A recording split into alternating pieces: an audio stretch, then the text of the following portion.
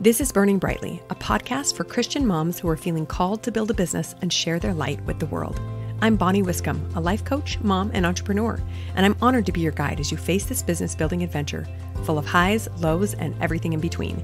This is where we help each other find the courage to shine.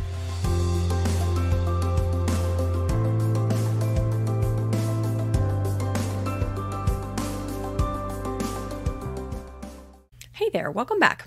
This week, we are going to talk about the step that comes after belief. Last week, we talked about the how of accomplishing our business being believing in it. But today, I'm going to give you a little bit of that how so that you can stop killing your business with unnecessary pressure.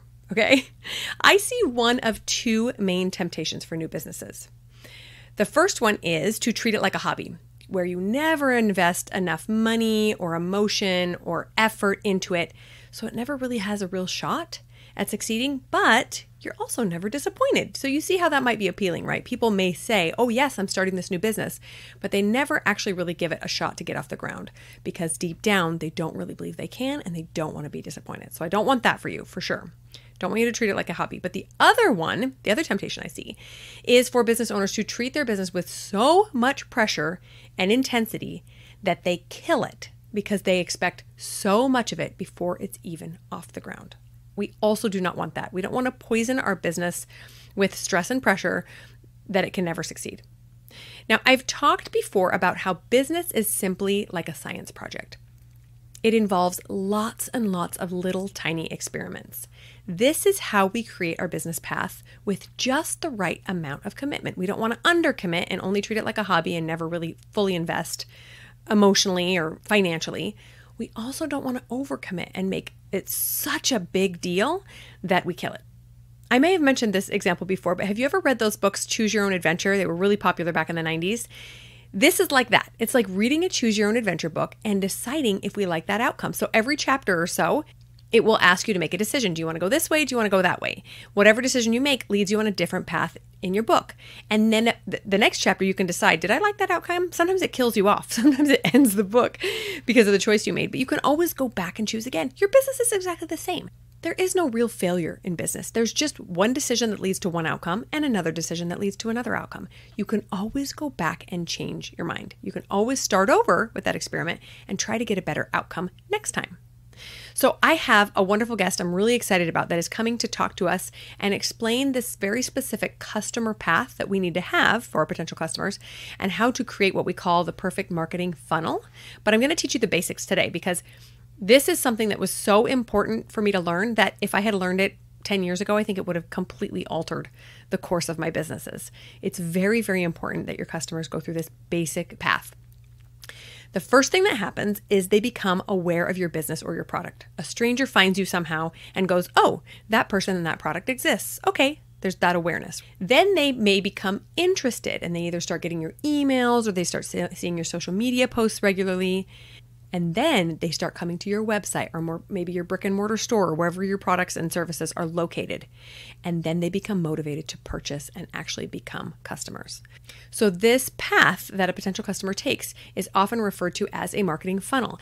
And very often we talk about customers in each phase of this funnel as cold, warm, and hot leads, as you can see why, right? Someone who is cold is just barely aware of you, not really familiar with you, doesn't trust you, doesn't know you at all.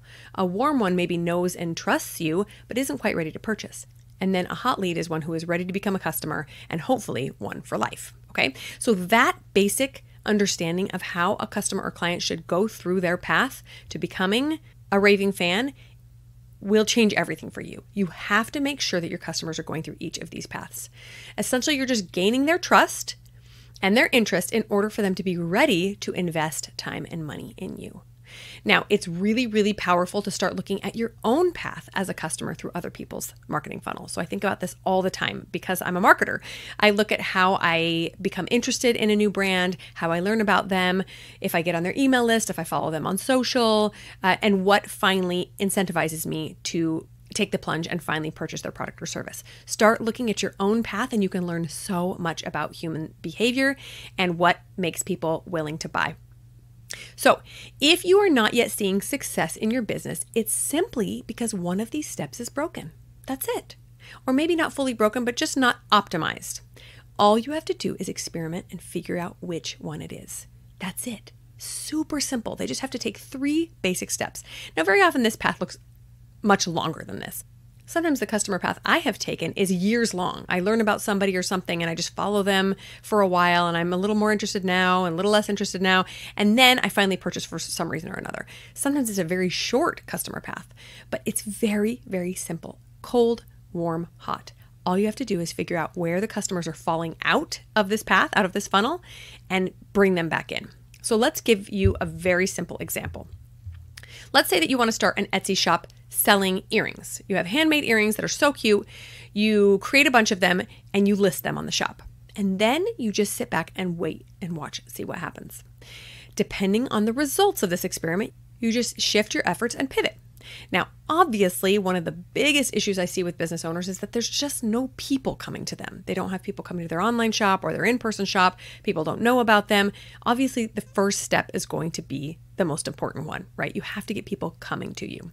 So if people aren't coming to your shop, then you have a marketing problem. You have to figure out how to get new eyeballs on your stuff. Maybe people are coming to the shop, but they're not buying. So you can look at your analytics, your Etsy shop analytics, and realize, oh, I had 100 visitors this month, but nobody actually bought anything. So that's probably a messaging problem. Maybe your photos aren't good enough. Maybe people don't fully understand the life-changing quality that your earrings are. Maybe they can't envision themselves wearing them. Maybe they don't know how to style them, right? So all that is the messaging part of your marketing funnel.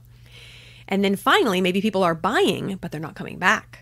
Or maybe they're visiting and showing interest, but they're not making that final purchase. So that's some sort of a product problem. Maybe the quality really isn't great. Maybe they get the product and it was kind of lackluster, or the shipping took too long, or the price was too high. So any problem you have in your business is going to fit in one of these 3 buckets: marketing problem, messaging problem, product problem. And there's dozens and dozens within each of these areas, but it's very, very simple to find the broken step because you will know when people are falling out of this funnel. Now, let's talk about addressing your business like an experiment for a minute. There is a reason that I talk about it like an experiment instead of calling it your passion or your life's work. Experiments, by definition, are works in progress. Nobody says, I created an experiment and it worked the first time and I never had to tweak anything. No, that's not an experiment. That's just something that already succeeds, that somebody already figured out. Every experiment has failures and successes and ups and downs. It is a work in progress and it will need to be improved constantly, little by little. When we get too attached to any particular product, message, or process in our business, then if it doesn't work, we're in trouble. We can't get too attached unless we know it works. People with failing businesses are those who are generally attached to specific parts of their business, and those parts are not working. So essentially, if we are not making money in our business, but we keep doing things the same, well, something's going wrong there, right? Isn't that the definition of stupidity? Sorry to sound harsh, but we can't keep doing things the same. We have to analyze what's going wrong and we have to change it. And we have to do so neutrally and calmly. Not make it a big deal, not make it mean something horrible about us and, oh, we're such terrible business owners because we can't figure this out. No, just very neutrally examine each step of the process and we can figure out what needs to change. Now, as a quick reminder here, your business is not your baby. It is simply a vehicle to your why. So if you've listened to some of the podcasts before, I've talked about creating this why that will push you through some of the hardest times in your business, knowing your purpose for this business. It could be something service-oriented, which I highly recommend. It could be, I want to help these kinds of people. It can be something very personal to you. I want to give my husband freedom from his job. Whatever your why is, just realize that your business is not the why. Your business is just a vehicle to your why. So if you find yourself putting too much pressure and drama on your business, just reevaluate your why and ask yourself, is this really the why I want to have? And is there a better way to get there than the business that's currently not working?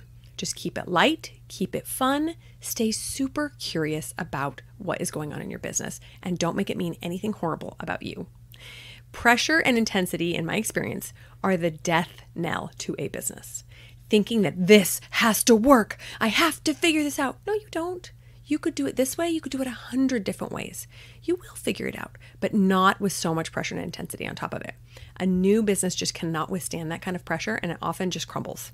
We don't want that for your business. So let's talk about your why for a second. Let's give you an example. Maybe your why is helping postpartum moms. You feel really called to help moms who maybe struggle with a little postpartum depression or feel overwhelmed, and you want to help them in some particular way. Maybe the first thing you try is some coaching. You want to get them on the phone and you want to give them tips and tricks for managing some of these emotions that are coming up for them. But maybe the coaching doesn't work. Maybe people aren't willing to get on the phone. Maybe they're feeling so sad they don't even know how to hire you. Or maybe you're trying to get people who are on a budget and they can't pay you what you want to be paid. Well, maybe you want to try something else. Maybe you want to try a membership instead, where they don't have to get on a phone with you, but they can watch some of your videos or read some of your blogs or some of your PDFs. Maybe you want to create some sort of network where they can connect with another postpartum mom, right? There's a million different ways of serving your potential customer, of fulfilling this why that you have, but you get to figure out the best way that works. Now, if you are totally committed to only being a coach to these moms, it might work, it might not. You just have to be willing to be a little bit flexible depending on what your potential customers need and want from you. Be willing to pivot and shift a little bit. Now, maybe you have a why that is so big and scary, you don't even know how to approach it. Maybe you need to break it down into smaller, more manageable goals in order to not get stuck. So another example of a why, maybe your why is simply that you want to make enough money to support your family. You want to allow your husband to retire from his job. You want to support your family because he hates his job. Okay, great. That can seem really scary and big and totally out of reach. For your information, it is not. I've seen many women do this. Super fun and exciting to watch.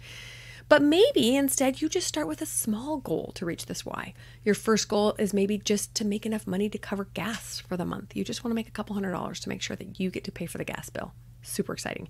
And then maybe once that happens, your next goal is to make enough money to cover the utility bill. So step by step, you are reaching for this big why that you have, instead of immediately saying, this business has to support my family eventually. It's not working. Too much pressure, too much commitment, right? You have to scale it back a little bit so that your business can learn to grow little by little without all this pressure.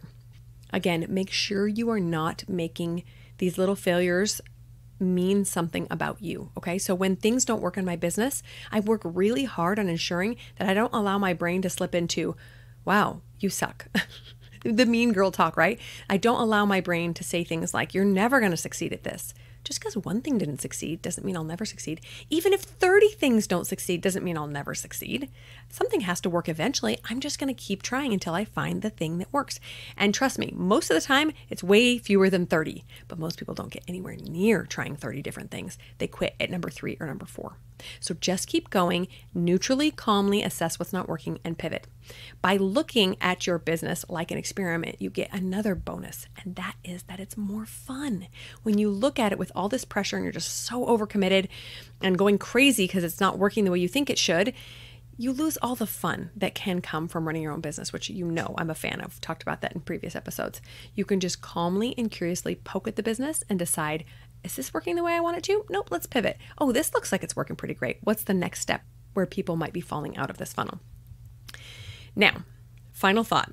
If you really want your business to succeed, you have to be willing to scrap everything and start over. I know that sounds scary. And to be frank, it's rarely necessary, but sometimes it is.